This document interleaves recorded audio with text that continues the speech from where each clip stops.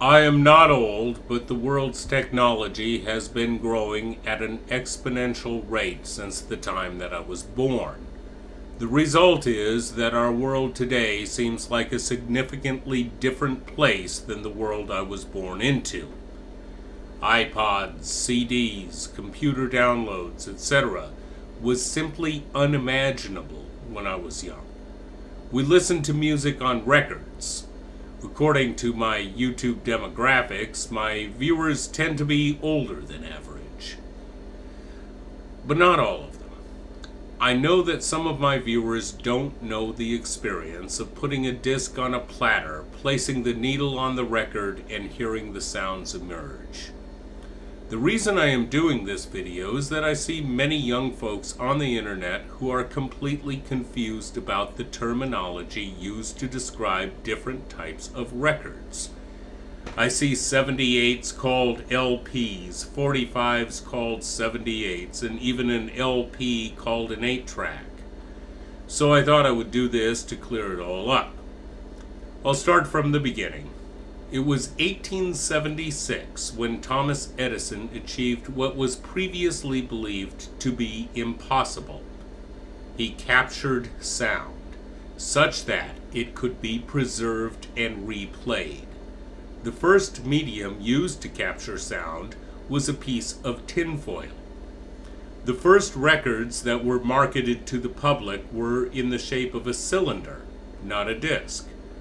These cylinders were about the size of a toilet paper tube, and the recording surface was made of a hard wax.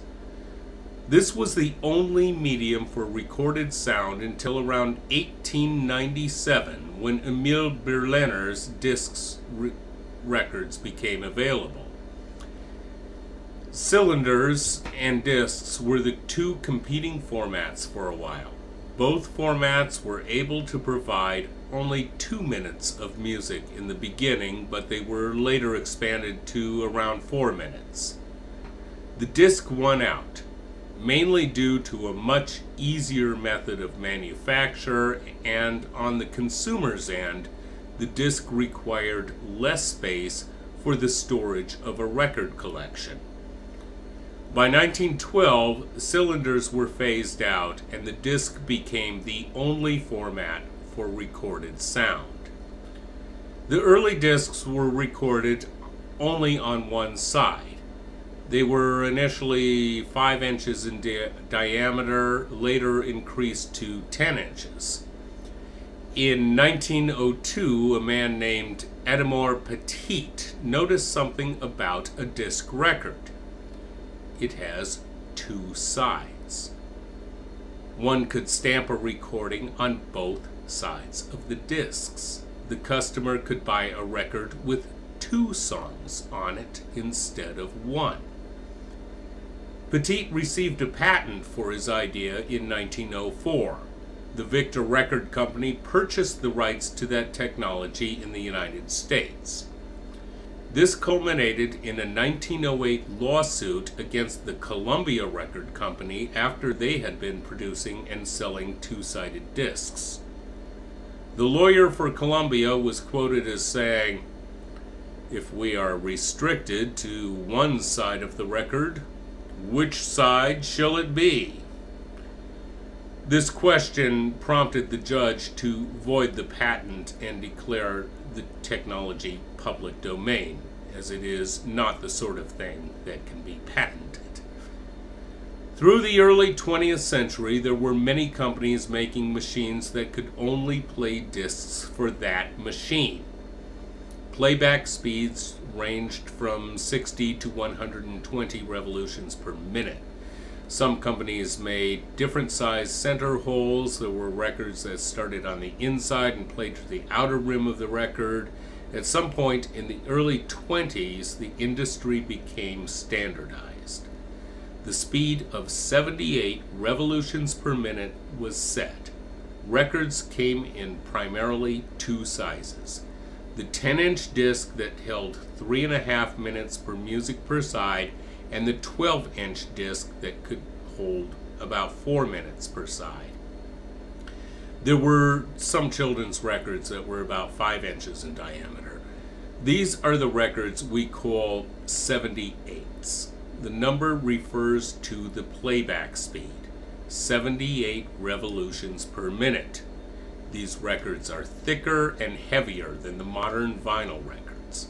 They have a hard bake-like core and a layer of shellac that makes the playing surface. Popular songs were stamped on a 10-inch disc, one song each side. Longer classical pieces were recorded on sets of 12-inch discs. These records are inflexible and brittle. If you were to just drop one on a hard floor, the disc would shatter. They were not called 78s until later. They were just called records because they were the only kind of record available until 1948. Peter Goldmark and his research team at Columbia Records created the 33 1/3 RPM microgroove long playing record. The speed of the record was reduced, the size of the grooves were reduced, and the result was a record that could play 45 minutes of music. This was a huge revolution in the recording industry. A piece of classical music that took a 6-record set could be contained on one record. These records are what we call the LP. It stands for long playing. There was more to the LP than just the increase of music time. The sound quality was also tremendously improved. The records were pressed on vinyl, much lighter, thinner, and more durable. The LPs were originally available on 10-inch discs for popular music and 12-inch discs for classical. In the mid-1950s, popular artists started releasing 12-inch LPs that enabled the customer to get more songs on one record, and the 10-inch LP was phased out. Right on the heels of Columbia, the RCA Victor Record Company created their new format. The 45 RPM came out in 1949.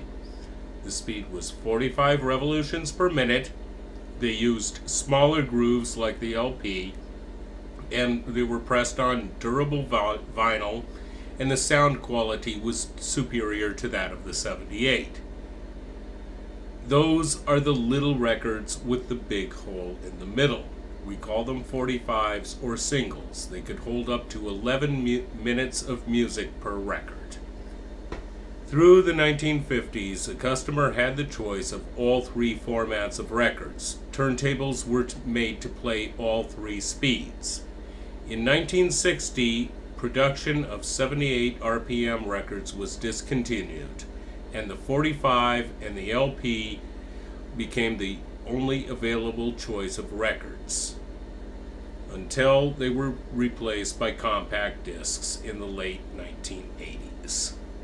So the records that you are likely to come across are LPs, a 12-inch disc with several songs on each side, 45s or singles, the little records with the big hole and one song on each side, and those old records. Those are 78s.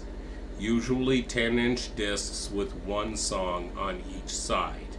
These are by far the most common.